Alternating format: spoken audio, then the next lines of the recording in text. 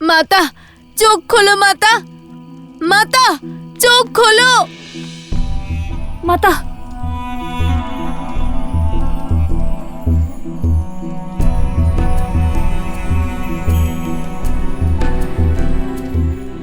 লব কুশ, তুমি তুমি ঠিক আছো তো? কি হয়েছে তোমার? একা একা এভাবে চলে এসেছিলে কেন? যদি তোমার কিছু হয়ে যেত। হয়েছে, এত প্রশ্ন করতে হবে না আর। আমি ঠিক আছি। কিন্তু তুমি এখানে কি করছিলে?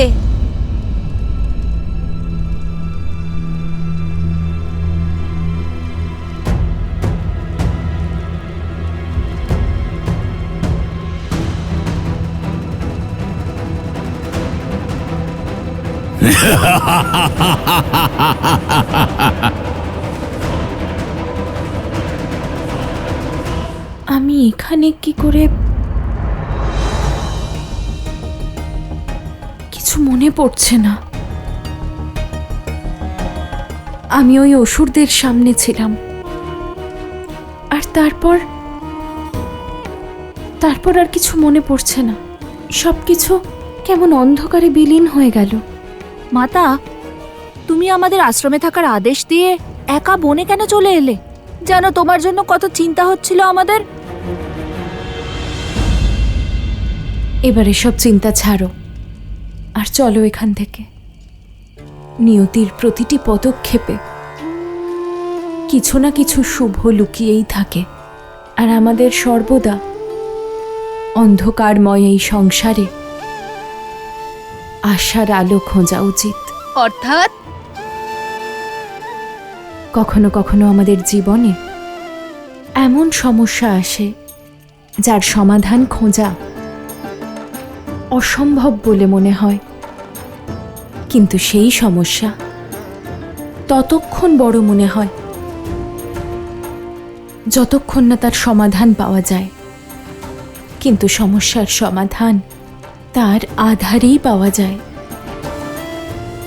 অতীতের ঘটনাক্রমেই জড়িত থাকে, তার গভীরে লুকিয়ে থাকে। আর আজ আমি ওই আসরিক শক্তির আধারকে খুঁজে পেয়ে গেছি। কেমন শক্তি, কেমন আধার মাতা? সঠিক সময়ে এলে সব বলে দেব। চলো এখান থেকে শীঘ্র যাওয়া যাক।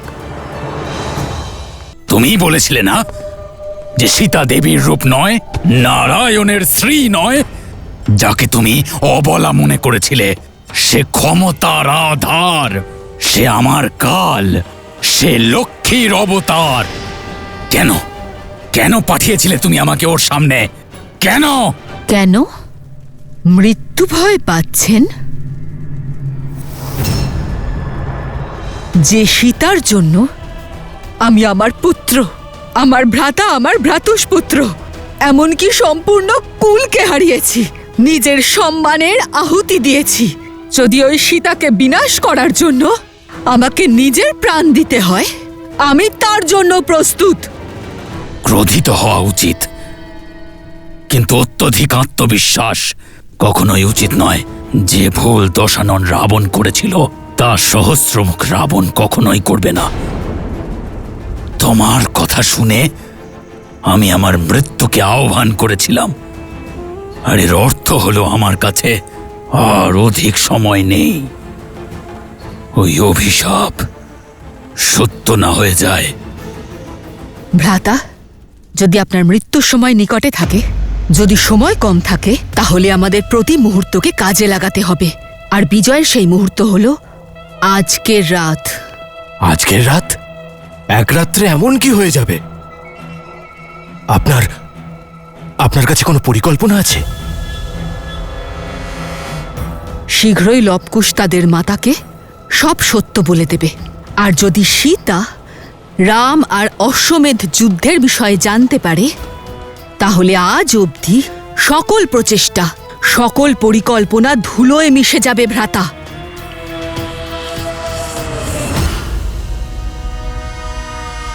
আর সীতা কখনো রাম আর লবকুশের যুদ্ধ হতেই দেবে না। আর রাম যদি সব সত্য জানতে পেরে যায়, তাহলে ও এই যুদ্ধ না করে ওর পুত্রদের গ্রহণ করতে তৎপর হবে।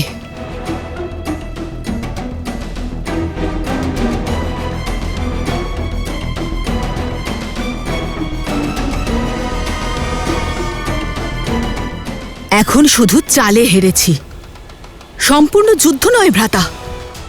এখনো সুযোগ অবশিষ্ট আছে। যা করব ভেবেছি তা আমাদের আজ রাতেই করতে হবে, কারণ কালকের সূর্য এই শূর্পনখা রঘুবংশের বিনাশের প্রারম্ভের সঙ্গেই দেখতে চায়।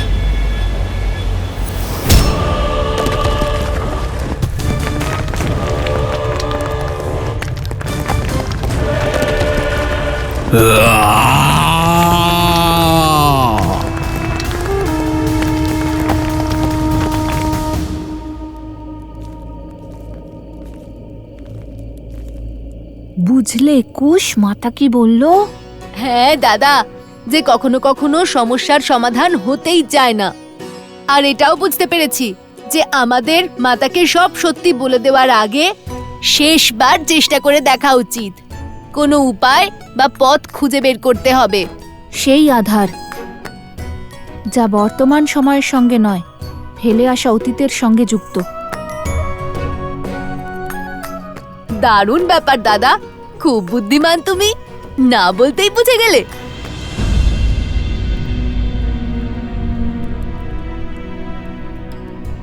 কি হলো লবকুশ, তোমরা দাঁড়িয়ে আছো কেন?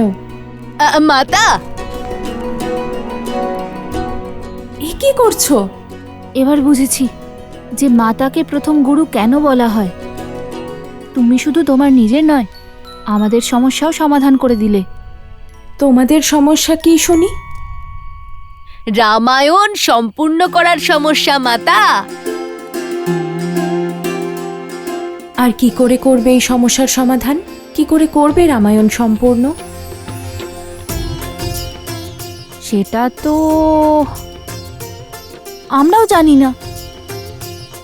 কিন্তু এইটুকু আমরা বুঝতে পেরে গেছি যে আমাদের সমস্যার আধার খুঁজে বের করতে হবে, যা আমরা অবশ্যই খুঁজে বের করব। তোমরা দুজন আমার থেকে কিছু লুকোচ্ছ না তো?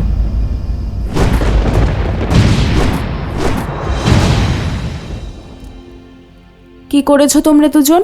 তোমাকে আমাদের দিব্যি মাতা, যতক্ষণ না আমাদের লক্ষ্য পূরণ হচ্ছে তুমি আমাদের এই বিষয়ে কোনো প্রশ্ন করবে না। কিন্তু আর কোনো কিন্তু নয় মাতা, আমাদের উদ্দেশ্য হলো রামায়ণ সম্পূর্ণ করা। তুমিও সেটাই চাও, তাই না? যে ভবিষ্যতে কেউ রামায়ণের দিকে, শ্রীরামের দিকে আঙুল না তুলতে পারে। তাহলে এবার আমাদের কর্ম আমাদের করতে দাও, কিচ্ছু জিজ্ঞেস করো না। विचित बड़ा है नियति का पारायण, राम के सुत चले करन पूरी रामायण।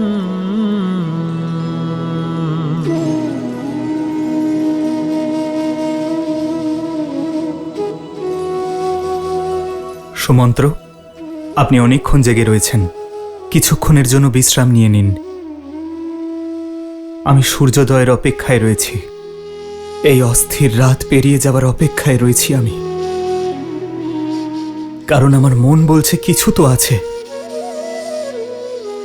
যা আমরা বুঝে উঠতে পারছি না, যার সংকেত এই প্রকৃতি আমাদের দিতে চাইছে।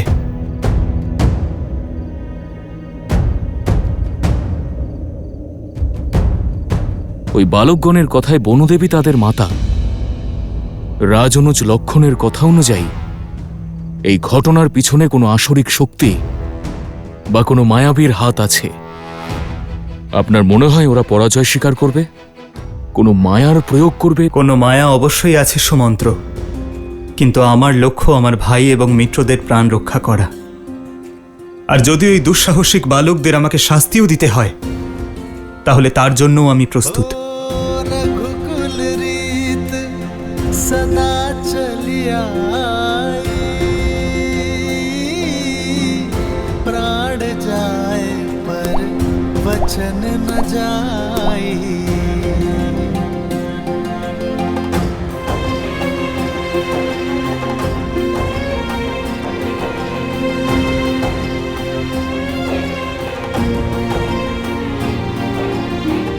সমস্যা যখন আছে তাহলে সমস্যার সমাধানও অবশ্যই থাকবে। যদি বিষ থাকে তাহলে সেই বিষের প্রতিকারও আছে।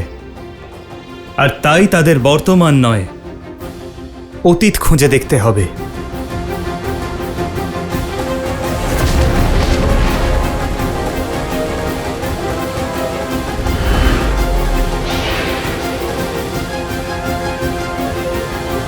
সুমন্ত্র, সর্বপ্রথম আহতদের রক্ষা করতে হবে। হ্যাঁ মহারাজ। সাবধান!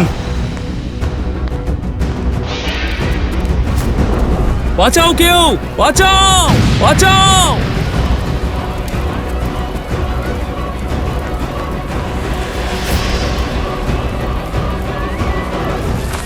সৈনিকগণ শীঘ্রই করো। আপনারা শীঘ্রই বেরিয়ে যান। মিত্র, সুমন্ত্র,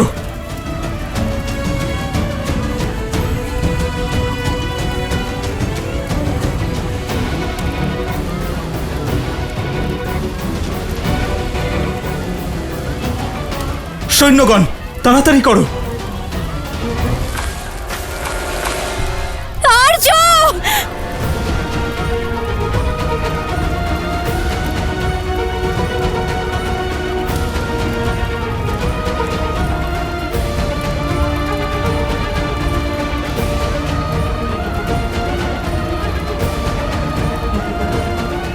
স্বামী!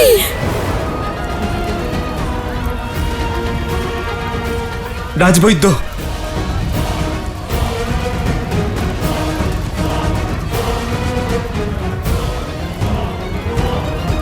আপনারা ওখানেই দাঁড়ান, ভিতরে বিপদ হবে। আমরা দাঁড়িয়ে থাকতে পারবো না মহারাজ। না, উর্মিলা, সুতকীর্তি, না। অনুরোধ নয়, আদেশ করছি। আমার ভাইদের কোনো ক্ষতি হতে দেব না, আমাকে ভরসা করুন।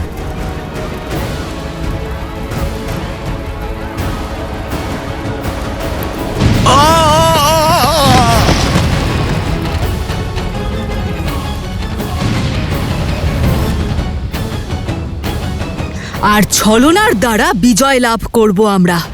আর রাম এই প্রহারকে লব কুশের বিশ্বাসঘাতকতা বলে মনে করবে। সাম দাম দণ্ডভেদ সমস্ত যুক্তি, সমস্ত ক্ষমতা প্রয়োগ করব। আজ রাত্রে আমার সমস্ত আসরিক শক্তির একটিমাত্র লক্ষ্য থাকবে, রামের মূর্ছিত ভ্রাতাদের প্রাণ হরণ করা। একবার রামের ভ্রাতারা মৃত্যু লাভ করলে তখন রামের ক্রোধকে সম্বরণ করা সম্ভব নয়। তার ক্রোধাগ্নিতে রঘুকুল ভস্ম হয়ে যাবে।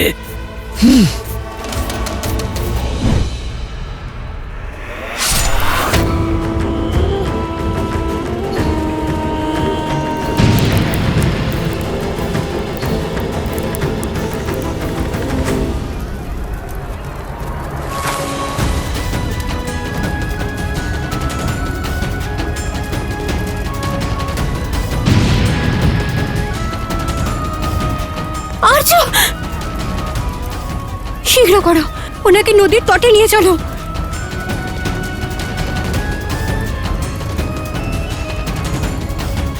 স্বামী! আর্য! উর্মিলা দিদি, যেও না। কি করে যাব না? উনি যে আমার স্বামী। ভয় পেয়ে ভক্তিকে অসম্মান করো না।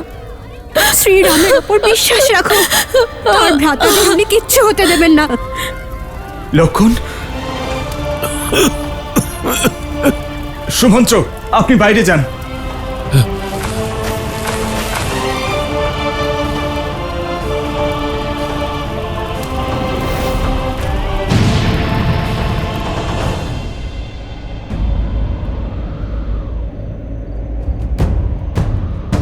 প্রভু, আমার প্রভু সংকটে আছেন।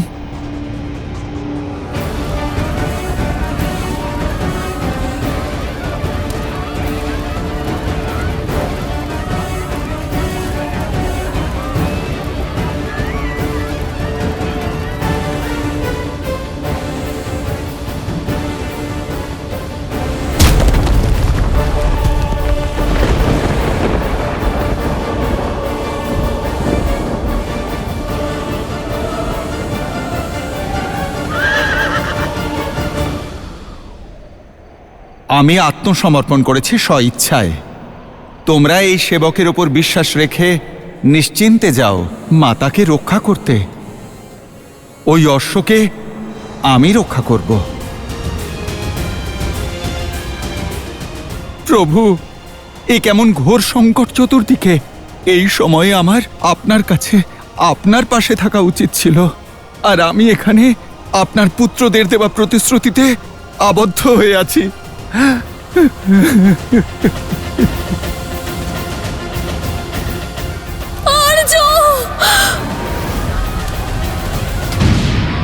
মহারাজ!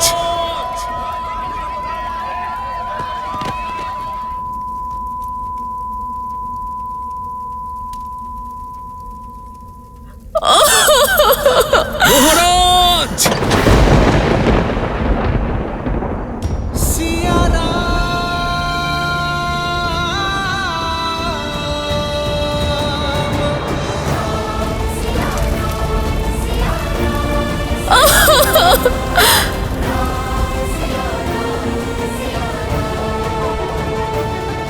কি হলো মাতা, সব ঠিক আছে তো?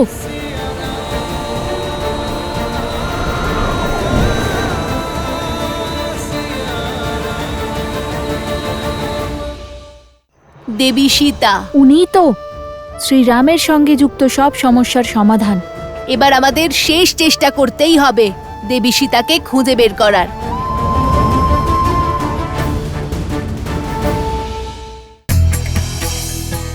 তেলেগু রামায়ণের লেখিকা কাবেত্রী আতকুরি মোল্লা বিজয়নগরের সম্রাট শ্রী কৃষ্ণদেব রায়ের সমসাময়িক ছিলেন, আর তিনিই ছিলেন প্রথম মহিলা লেখিকা যিনি রামায়ণের একটি সংস্করণ রচনা করেন। এই রাত্রি, এই মুহূর্ত এত বিচিত্র কেন? আজ প্রকৃতির হৃদয় অশান্ত বলে মনে হচ্ছে। পুত্র, তোমরা দুজন বিশ্রাম নাও, আমি এক্ষুনি আসছি। কি এমন আভাস পেয়েছে মাতা?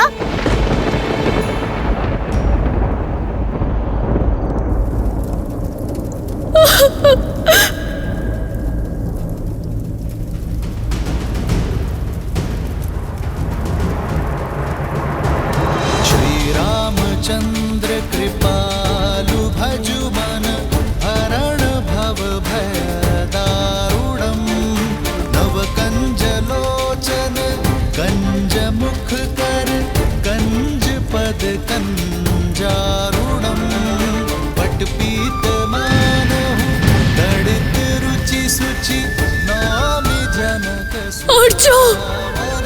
श्रीराम श्रीराम राम राम श्रीराम।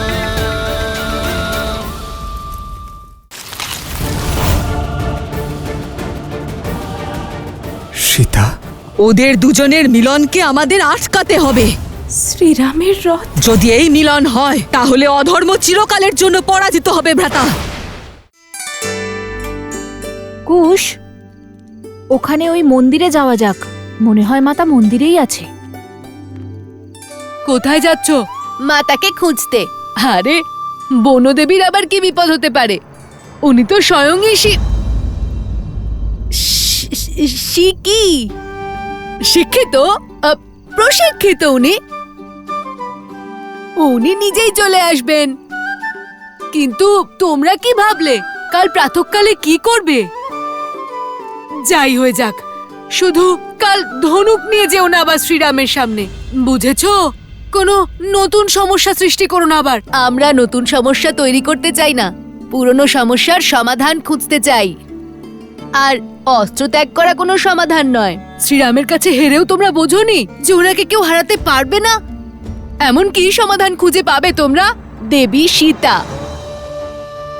হ্যাঁ, উনিই তো শ্রীরামের সঙ্গে জড়িত সব সমস্যার সমাধান। ওনার অতীতের এক পর্ব। আর মাতার কথা অনুযায়ী আমাদের একবার শেষ চেষ্টা করে দেখতেই হবে দেবী সীতাকে খুঁজে বের করার।